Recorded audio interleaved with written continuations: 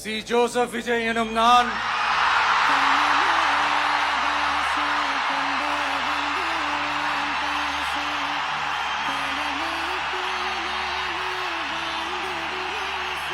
சட்டப்படி அமைக்கப்பெற்ற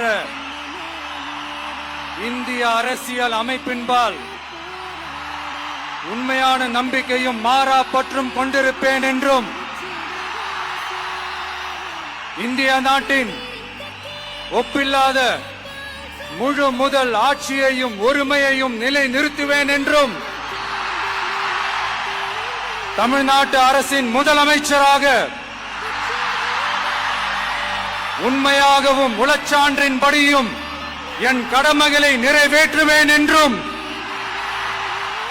அரசியல் அமைப்பிற்கும் சட்டத்திற்கும் இணங்க அச்சமும் ஒருதலை சார்பும் இன்றி விருப்பு வெறுப்பை விலக்கி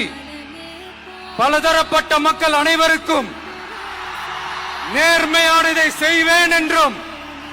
ஆண்டவன் மீது ஆணையிட்டு உறுதிமொழிகிறேன்.